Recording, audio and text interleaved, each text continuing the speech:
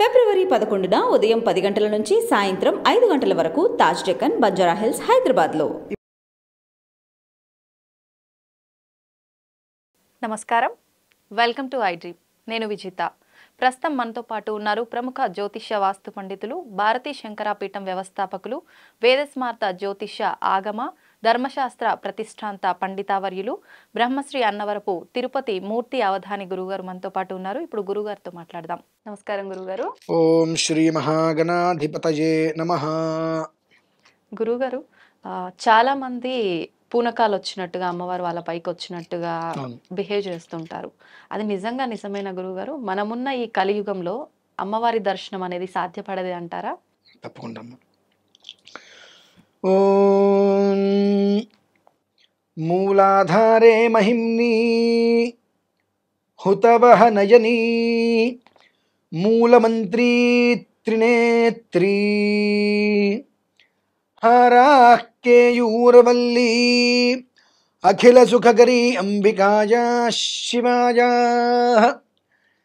వేదే వేదాంతరూపీ వికటకటితటీ వీరతంత్రీ Bhavani saury సంసారయోని సకల గుణమయీ తేద్యశ్రీ I నమస్తే.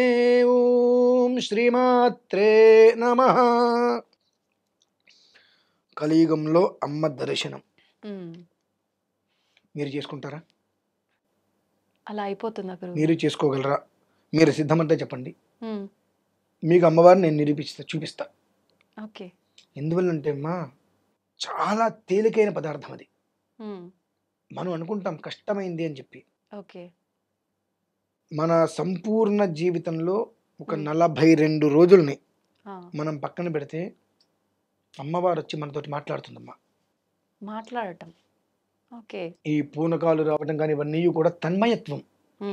అంటే ఎప్పుడు అమ్మవారిని ఆరాధించి మనస్సులో, అంటే బాహ్యకృతం అంతర్గతం. అంతర్గతంగా అమ్మవారి లోపల లీనమైనటువంటి వాళ్ళకి ఇవన్నీ నెత్తిమీద పెట్టుకొని వెళ్తున్నప్పుడు తెలియకుండా అమ్మవారి యొక్క రూప తన్మయత్వంలో చేస్తుంది. ఆ వచ్చేసినప్పుడు వారి శరీరం అదుపు తప్పేస్తుంది. అందుకని ఇష్టం వచ్చినట్టుగా వాళ్ళు కొంతమంది నోట్లో నిమ్మకాయలు పిండేసినప్పటికీ కూడా వాళ్ళకి ఏమనిపించదు. ఆ తత్వ విధానం అదంతా. అదొక విధానం. అయితే మరి ఒక విధానము అమ్మవారిని ప్రత్యక్షంగా మనం దర్శనం చేసుకోవటం. అది సాధ్యమా అంటే చాలా సాధ్యపడుతుంది. ఒక 42 రోజులు మనం మన జీవితాన్ని వదిలేయాలి. ఇది మనది కాదు అనేటువంటి విషయాన్ని తీసుకొని ఎక్కడో అడవిలోకి ఎక్కడికి వెళ్ళకండి, మన ఇంట్లోనే మనం కూర్చొని చేసుకోవచ్చు. ఏం చేసినా ఎక్కడో అడవిలోకి వెళ్ళండి, మన ఇంట్లోనే కూర్చొని అమ్మవారికి సంబంధించినటువంటి కొన్ని మూల మంత్రాలు, వాటిల్ని మనస్సులోకి ఎలాంటి ఆలోచన రాకుండా మనం చేయగలగాలి. చేసినప్పుడు ఇందాక మీతో ఒక మాట అన్నా, ఇంత చిన్నపిల్లలాగా పరికిణలంగా వేసుకొని ఇల్లంతా తిరిగితే బాగుంటుందని చెప్పి. ఆ రకంగా ఒక 2-3 సంవత్సరాల పిల్లలు ఇంట్లో పట్టులంగా పరికిణి వేసుకొని గలగలగల తిరుగుతుంటే ఎంత సవ్వడిగా ఉంటుందో, ఆ రకంగా అమ్మవారు మన ముందుకు వచ్చి మనం అడిగేటువంటి ప్రశ్నలకి సమాధానం చెప్తుందండి. ఆ రూపం చూడంగానే మనకు ఇంతవరకు ఈ రూపాన్ని మనం ఎక్కడ చూడలేదు ఎవరు అనేటువంటి ఒక తెలియని ఒక ఆసక్తి మనకు కలుగుతుందండి. అమ్మవారు ప్రత్యక్షమవుతుంది. ఇది సుమారుగా ఒక 30 రోజుల తర్వాత. 40 రోజుకి దగ్గర వస్తున్నప్పుడు ఒక 16-18 సంవత్సరములు గల యవ్వనవతి స్త్రీ రూపంలో వస్తుంది అమ్మవారు. అంటే స్త్రీ అనుష్ఠానం చేసేటువంటి సమయంలో పురుషుని రూపంలో, మన్మధుడు రూపంలో అమ్మవారు వస్తుంది. అలానే పురుషుడు చేసేటువంటిప్పుడు స్త్రీ రూపంలో అమ్మవారు వస్తుంది. ఆ వచ్చి అమ్మవారు మాట్లాడేటువంటి సమయంలో మన చూపు అనేటువంటిది అమ్మవారి యొక్క నోటి వంక చూస్తున్నామా, కళ్ళ వంక చూస్తున్నామా, ఈ లలాట స్థానంలో చూస్తున్నామా అనేటువంటిది ఆవిడ గమనిస్తుంది. ఈ 3 కాకుండా మన చూపు ఇంకెక్కడికి వెళ్ళినప్పటికీ కూడా మాట వచ్చేటువంటి ధోరణిలో ఏమాత్రం తేడా వచ్చినప్పటికీ కూడా మన జీవితం అనేటువంటిది కేర్ ఆఫ్ ప్లాట్ఫారం. 36 సంవత్సరాలు పడుతుంది జరిగినటువంటి అనర్థం ఏమిటి అని తెలుసుకోవడానికి. ఎందువల్లనంటే ఒక మంత్రం సిద్ధి పొందాలి అంటే అన్నీ వదిలేయాలి.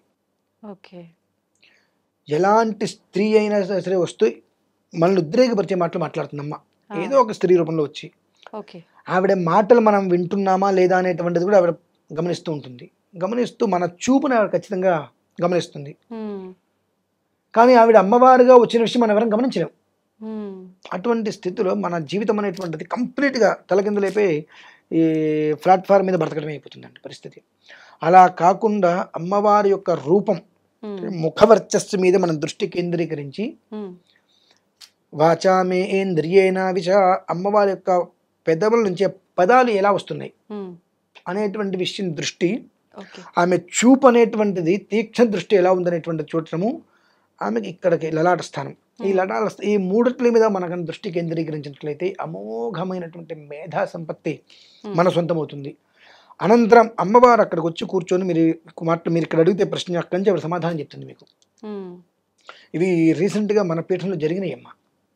ఆ జరిగినప్పుడు నేను అంటే ఇతపూర్వం దసరాకి ముందు నేను ఒక వీడియోలో చెబితే యుఎస్ఏ నుంచి కొంతమంది వచ్చారు.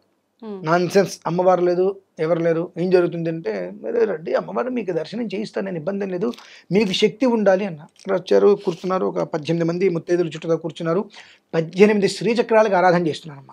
చివరి రోజు విజయదశమి రోజు నాడు ఇక్కడ కూర్చున్నారు. అమ్మవారు ఎలా మాట్లాడుతుంది, ఏం చూస్తుంది అనే విషయం కూడా నేను వీడియో తీస్తూ అయినా నేను చూస్తాను అని వీడియో చూస్తూ ఫోటోలు తీస్తూ పెట్టుకుంటుంటే కొన్ని మంత్రాలు పారాయణ చేసి వజ్రంతో నీళ్ళు తీసుకుని అమ్మవారి ముఖం దగ్గర ఇలా పెట్టారమ్మ. పెట్టినప్పుడు ఈ కంఠం దగ్గర ఉన్నప్పుడు ఎలా అయితే కదలిక ఉంటుందో ఆ ఈ కదలిక అందరూ గమనించారు. కదిలించినప్పుడు ఆయన ఫోటో తీసి ఒక్కసారి భయపడి ఇస్త్రీసాడు ఫోను. అంటే అప్పటి వరకు అమ్మవారు ఆ ఫొటోస్ ఉన్నాయి, నేను చూపిస్తా, 2 ఫోటోలు వేరియేషన్ చూడండి. అప్పటి వరకు అమ్మవారు చాలా ప్రశాంతంగా ఉన్నటువంటి వ్యక్తి చాలా రౌద్రంగా, కళ్ళు కూడా ఎర్రగా అయిపోయి ఆ రౌద్రం చూశాడు. అతను భయం వేసి ఫోన్ పక్కన పెట్టేసేసాడు. హాస్పిటల్ పడ్డారమ్మ.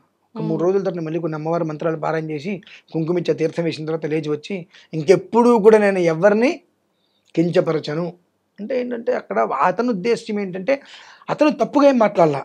ఏమన్నాడు, కంచి కామాక్షి అమ్మవారు మాట్లాడుతుందంటే నేను నమ్ముతా, శృంగేరి శారదా అమ్మవారు మాట్లాడుతుందంటే నేను నమ్ముతా, వాళ్ళు పీఠాధిపతులు, సంసార జీవితం లేదు వాళ్ళకి, కేవలం కూడా అనుష్ఠానంలోనే ఉన్నారు కాబట్టి నమ్ముతాను. నీకు సంసారం ఉంది, పిల్లవాడు ఉన్నాడు అంటున్నావు, నువ్వు పీఠం అంటున్నావు, నీతో అమ్మవారు ఎలా మాట్లాడుతుంది అనేటువంటి విషయం నేను అన్నా. నాయన ఒకటి గుర్తుపెట్టుకో, భక్త తుకారం ఆయన సంసారేగా, మరి పుష్పక విమానంలో ఎలా వెళ్ళాడు పైకి? అక్కడ ఏం చేశాడు ఆయన? 2 జీవితాలని బ్యాలెన్స్ చేసుకున్నాడు. ఇటు కుటుంబంగా వ్యక్తిగత జీవితంలోకి దేవుణ్ణి ఎంటర్ చేయాల, వైదికంగా అమ్మవారి దగ్గర ఆరాధన చేసేటువంటి సమయం కుటుంబాన్ని ఎంటర్ చేయాల, రెండిట్లకి మధ్యలో గీత గీశాడు. ఈ డోర్లోకి వెళ్తే ఇది సంబంధం లేదు, ఈ డోర్కి వస్తే ఇది సంబంధం లేదు, అలా బ్యాలెన్స్ చేసుకోగలిగాడు. అందుకని ఆయన్ని పుష్పక విమానం వచ్చి తీసుకువెళ్ళింది. అలానే నేను ఇలా బ్యాలెన్స్ చేసుకోగలుగుతున్నాను అన్న దానికి నమ్మకం వచ్చి ఫోటో తీసి వీడియో తీసి ప్రయత్నాలు చేశారు. ఏంటంటే ఏదైనా మన నమ్మకాన్ని అనుసరించి ఉంటుందండి. చాలా మందికి నేను ఛాలెంజ్గా కూడా చెప్పా, 42 రోజులు మీరు కనుక వచ్చి కూర్చుంటే అమ్మవారు మీరు అడిగేటువంటి ప్రతి ప్రశ్నకి సమాధానం చెబుతుంది. మీరు వచ్చి 42 రోజులు కూర్చోగలరా? నేను నిరూపించగలను. ఇంకొక చిన్న మాట కూడా చెప్తా. నేను అగ్నిహోత్రంలోకి దిగి హోమం చేస్తూ ఉంటా. నిజంగా ఆ శక్తే కనుక అమ్మవారు ఈశ్వరుడు ఇవ్వకపోతే దిగి చేస్తానా? దీని మీద కూడా చాలా మంది చాలా రకాలుగా మాట్లాడారు. అది సెకండరీ, ఇంకొక దాంట్లో మనం చెప్పుకోవచ్చు. అది మరి అందులో కూర్చొని నేను ఎలా చేస్తున్నాను, దేనికి ఏది కలపకూడదు, ఏ జీవితానికి ఆ జీవితం అనేటువంటిది దాన్ని నిర్ధారించుకుని దాని విధానాన్ని అనుసరించుకుంటూ వెళ్తే ఎలా అమ్మవారి దగ్గరికి మనం వెళ్ళటం కాదండి, మనం చేసేటువంటి పనులను దృష్టిలో ఉంచుకొని భగవంతుడు మనల్ని వెతుక్కుంటూ రావాలి. మనల్ని వెతుక్కుంటూ వచ్చేటువంటి భగవంతుడు ఎప్పుడు మనల్ని వదిలిపెట్టవాడు. మనం వెతుక్కుంటూ అమ్మవారి దగ్గరికి వెళ్తే మనం పట్టుకున్నంతసేపే ఆవిడ ఉంటుంది. మనం వదిలేస్తే ఓకే నీకు వద్దు కాబట్టి వదిలేసి ఎవరైనా వెళ్ళిపోతుంది ఆవిడ. అదే మనం చేసేటువంటి ప్రక్రియలకి ఆవిడ వచ్చి మనల్ని పట్టుకోగలిగితే జీవితకాలం మనల్ని పట్టుకుని ఉంటుంది. ప్రశాంతమైన వాతావరణం అక్కడ ఏర్పడుతుందమ్మా. అందుకని కలియుగంలో భగవద్ దర్శనం చాలా అంటే చాలా తేలికమ్మ. ఎందువల్లంటే అదేంటండి అంత తేలిక ఏంటంటే 100 సంవత్సరాల జీవితం, పోని 60 సంవత్సరాలు, 60 సంవత్సరాల జీవితంలో 42 రోజులు ఏపాటి? ఈ 42 రోజులు మనం ఎప్పుడైనా కూర్చోవచ్చుగా. ఇప్పుడు మనం 8 సంవత్సరాలు ఉద్యోగం చేసిన తర్వాత గవర్నమెంట్లో కొంతకాలం సెలవిస్తారు మనకు. 42 రోజులు నువ్వు సెలవు పెట్టి హాయిగా ఇంట్లో కూర్చొని నీ కుంపటి మీద వంట చేసుకుంటూ నువ్వు వ్యవహారం చేసుకుంటూ చేయొచ్చుగా. అది మనకంటే భగవంతుడి యొక్క సాక్షాత్కారం మనకు దొరుకుతుంది అని అంటే ఆ మైండ్ అటు వెళ్ళనివ్వదు. ఆటోమేటిక్గా మార్చేస్తుంది మొత్తం.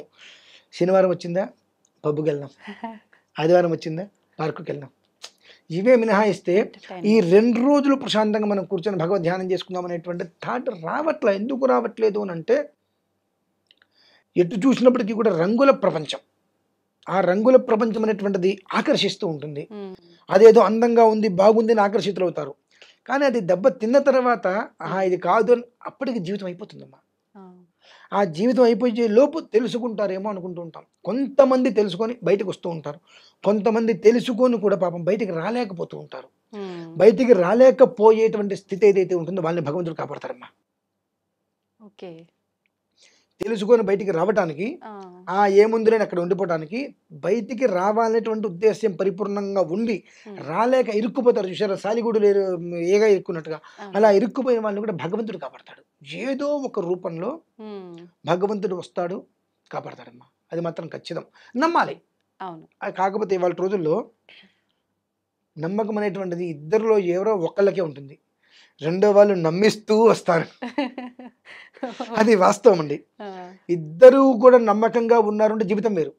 కానీ ఒకళ్ళు కంప్లీట్గా నమ్మితే ఇంకొకళ్ళు కంప్లీట్గా నమ్మిస్తూ వస్తారు. కాబట్టి ఏ ఒక్కళ్ళు కూడా కొంతకాలం మినహాయించి జీవితాన్ని స్నేహం కావచ్చు, వైవాహికం కావచ్చు, ఏదైనప్పటికీ కూడా భగవంతుడితో కూడా రిలేషన్షిప్ కంటిన్యూ ఎందుకు చేయలేకపోతున్నారంటే, ఇక్కడ ఇద్దరిలో ఎవరో ఒకళ్ళే నిజాయితీగా ఉన్నారు, రెండో మనిషి నిజాయితీగా లేరు. ఆ లేకపోవడం వల్ల భగవంతుడికి దూరం అవుతున్నారు, కుటుంబానికి దూరం అవుతున్నారు, అన్నిటికీ దూరం అవుతున్నారు. అంతే తేడా.